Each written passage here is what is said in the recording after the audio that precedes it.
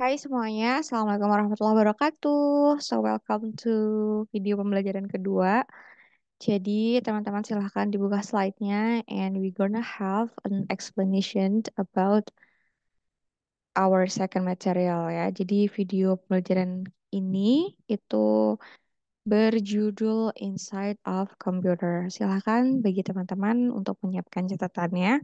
Maybe there are some points that I will add. Ada beberapa poin yang akan saya tambahkan ya. Here we go. Nah, jadi di materi kedua itu kita mempelajari mengenai inside of computer. Di dalamnya sebuah komputer. Itu ada apa aja sih kira-kira? Nah, di sini akan ada jawabannya. Jadi a general purpose computer has four main components ya. Di dalam sebuah komputer itu ada empat komponen utama. Yakni yang pertama ada arithmetic logic unit atau bisa kita singkat ALU. Ada juga control unit atau bisa kita singkat CU. Ada memory, and the last ada input dan juga output devices. Nah, these parts ya, jadi keempat komponen ini itu interconnected by buses. Dihubungkan melalui basis teman-teman. Atau bisa kita sebut sebagai wires ya, kayak kabel-kabel gitu. Seempat-empatnya ini itu saling terhubung satu sama lain menggunakan kabel ya. Nah, kita begin with our first component. Dimulai dari komponen yang pertama, itu ada arithmetic logic unit. Dari kata-katanya aja juga kita udah mengetahui ya artinya bahwa ALU ini itu mengoperasikan ya dua hal, yakni arithmetic dan juga logika. Jadi si ALU itu berfungsi untuk memproses data aritmatika dan juga logika yang terdapat pada sebuah komputer. Komponen yang kedua ada control unit. Unit pengontrol ya, sistem pengontrol sebagai pengontrol beberapa aktivitas yang ada di dalam sebuah komputer. Nah, dari namanya saja kita sudah tahu bahwa dia fungsinya adalah untuk manage the computer's various components. Ya, memanage, mengatur beberapa komponen yang ada dalam sebuah komputer. Terus juga bisa reads and interprets the codes, the program instructions ya. Bisa membaca sekaligus menginterpretasi segala program instruksi dan mentransformasikannya ke dalam bentuk sinyal agar ya mengaktifasi beberapa bagian dari komputer. Nah, teman-teman perlu mengetahui bahwa arithmetic logic unit dan juga control unit itu terdapat di dalam CPU ya, Central Processing Unit. Nah, CPU itu merupakan perangkat keras dari sebuah komputer. Kenapa kok tidak ikut penting CPU dalam sebuah komputer? Karena CPU itu terletak di luar, teman-teman. Jadi bukan di dalam. Itu kenapa yang terpenting dari sebuah komputer itu adalah ALU dan juga control unitnya ya, bukan CPU-nya. Tapi tanpa CPU, ALU dan control unit itu tidak ada karena rumahnya itu CPU gitu. Jadi jelas ya bahwa ALU dan control unit itu ada di dalam sebuah CPU. Oke. Kita lanjut komponen yang ketiga dalam sebuah komputer adalah memori. Ya, kita bisa tahu bahwa computer's memory can be viewed as a list of cells into which numbers can be placed or read. Jadi yang namanya penyimpanan ya, memori itu kan penyimpanan ya teman-teman. Itu bisa dipindahkan dan juga bisa membaca gitu ya, apa saja yang ada di dalam sebuah komputer. Nah, itu terbagi menjadi dua nih memori. Yang pertama ada random access memory atau biasa kita tahu itu adalah RAM. Ya, di mana fungsi RAM ini sebagai penyimpanan sementara. Kemudian yang kedua adalah ROM atau singkatan dari read only memory.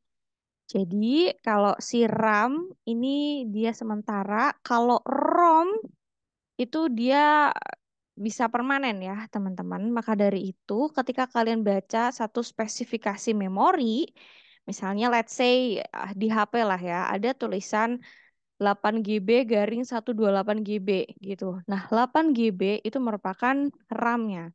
Kalau ROM itu yang kapasitasnya lebih besar, yakni 128 GB. Kenapa ROM kapasitasnya jauh lebih besar? Karena dia bersifat permanen dalam satu sistem. Sehingga memori ROM itu memiliki kapasitas yang lebih besar daripada RAM. Alright? So, when computer processing, ketika sebuah komputer itu dihidupkan ya, teman-teman ya, data sementara itu masuk ke dalam RAM sementara gitu. Kemudian kalau kalian mau memindahkan itu untuk menjadi data permanen, silahkan pindahkan ke ROM seperti itu. Jadi pokoknya RAM tuh lebih kecil ya kapasitinya dan juga kalau ROM tuh lebih permanen. Enak ya untuk memahaminya ya. Kemudian komponen yang keempat dalam sebuah komputer itu ada input or output device. Perangkat yang dimasukkan ke dalam komputer dan perangkat yang mengeluarkan sesuatu dari komputer. Itu namanya input dan juga output device. Nah, sesuai dengan apa yang sudah saya sebutkan tadi ya, teman-teman. Jadi, dia itu berfungsi untuk exchange informations with the outside world, yaitu akan bertukar informasi ke luar dunia gitu ya. Dia akan memberikan sebuah informasi tambahan. Nah, perlu digarisbawahi bahwa perangkat yang bertugas untuk memberikan informasi tambahan itu disebut dengan peripherals device ya. Jadi peripherals itu adalah perangkat yang berguna untuk menyampaikan informasi tambahan dari sebuah komputer. Nah, peripherals itu sendiri dibagi menjadi 3 klasifikasi. Yang pertama itu adalah input device. Misalnya keyboard. Keyboard merupakan perangkat yang dimasukkan ke dalam komputer, right? Kalau kita menggunakan keyboard, maka dia akan memasukkan karakter, angka, seperti itu ya. Nah, yang kedua peripherals jenis output device. Jadi output device itu perangkat yang akan mengeluarkan sesuatu dari komputer. Contohnya apa sih? Printer.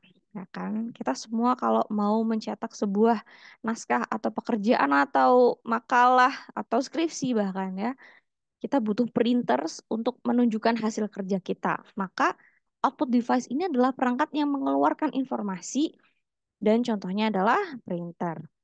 Terus yang ketiga teman-teman bernama input dan output device. Jadi perangkat peripherals yang ketiga itu input dan output device.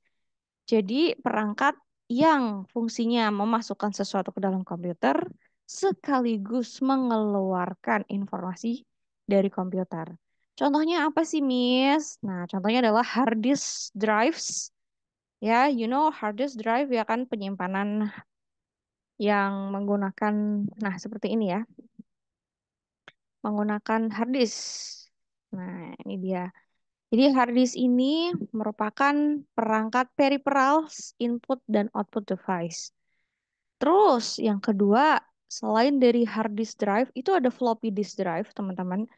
Jadi floppy disk drive itu bentukannya seperti kayak gini ya. Ini em, apa ya? Kayak ya floppy gitu. Kalau mungkin teman-teman yang sekarang nggak nggak ngerti disket ya. Jadi dulu kalau nyimpan sesuatu tuh selain pakai hard disk itu juga pakai floppy, tapi floppy ini udah seiring berjalannya waktu sudah terganti pakai flash disk, ya kan? Jadi ini saya hanya ingin menunjukkan floppy disk itu seperti apa, seperti ini.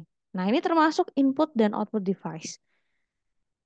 Oke, berarti sampai sejauh ini aman lah ya? Udah mengerti bahwa 4 komponen tadi ada ALU, ada CU, ada memory, dan yang terakhir ada input dan juga output device.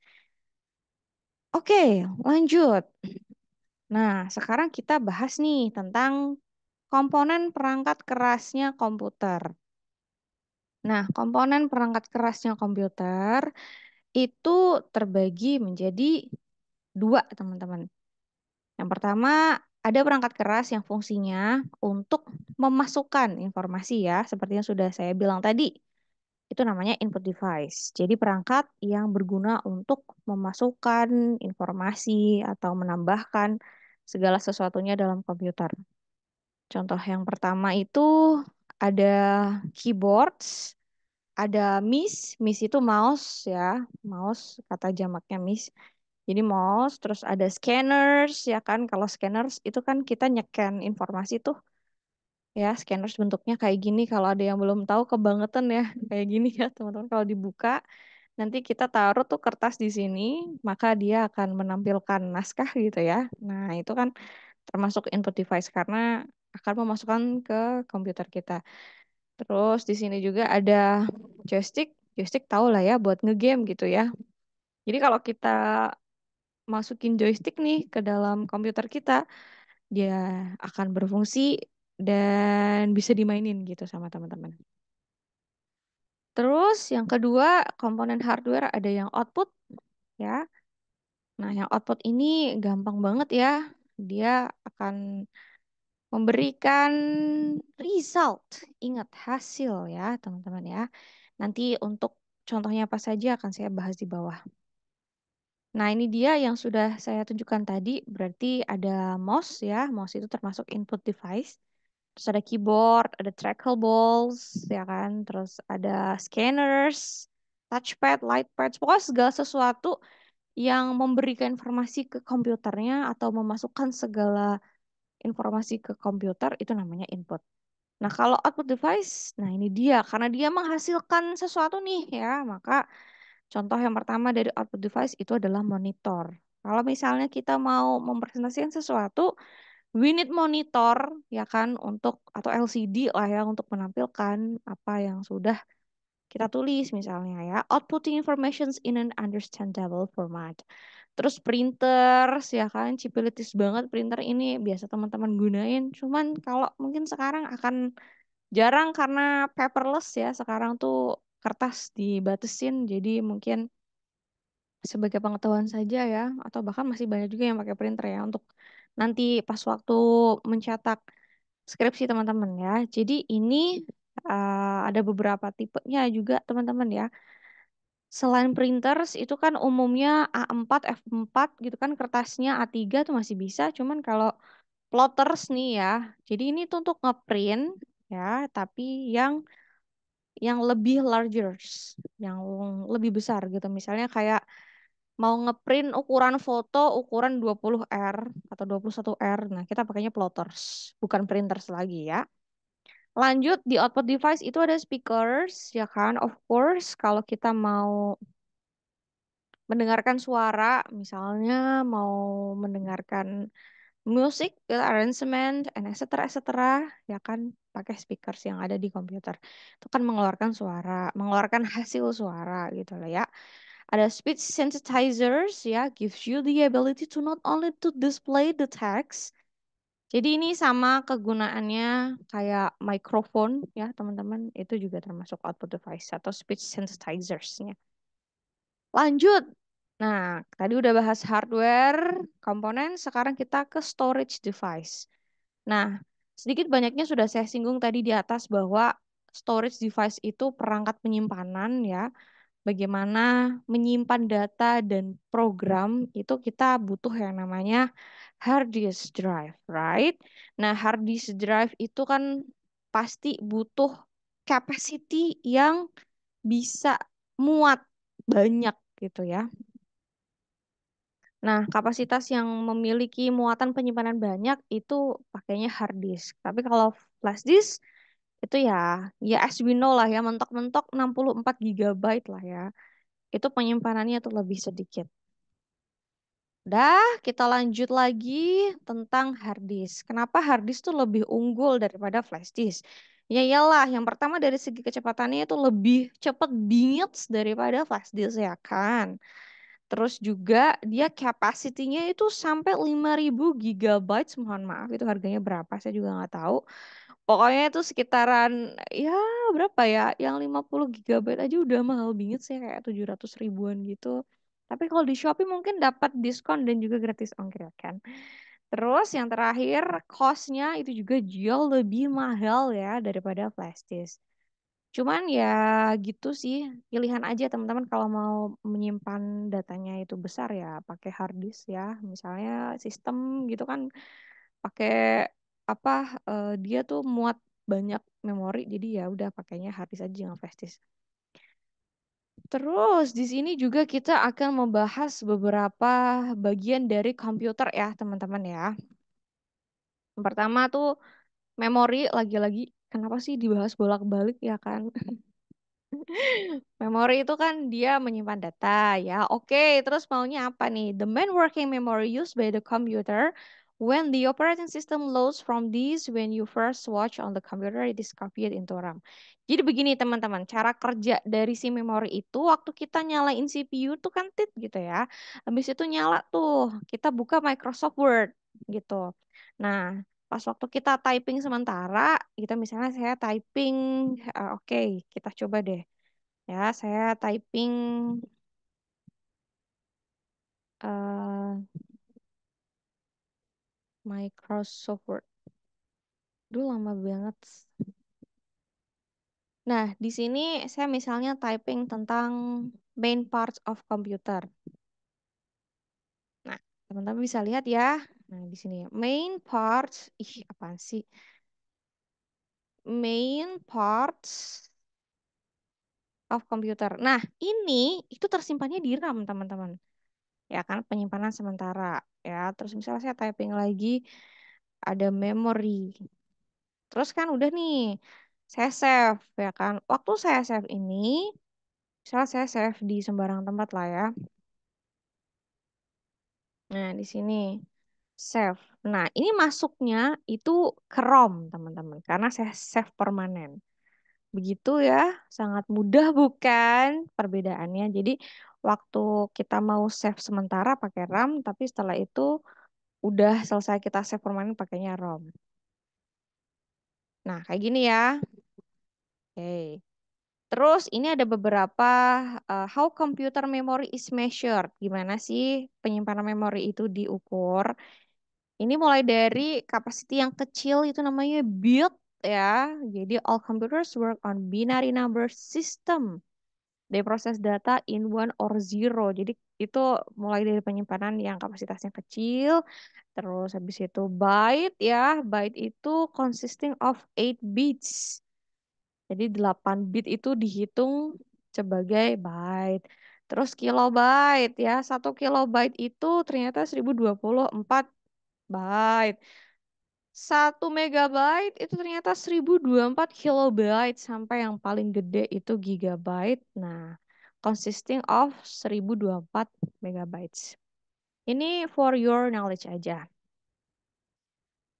Nah, terus ada juga nih ya microprocessors. Nah, microprocessors itu merupakan otaknya komputer, teman-teman.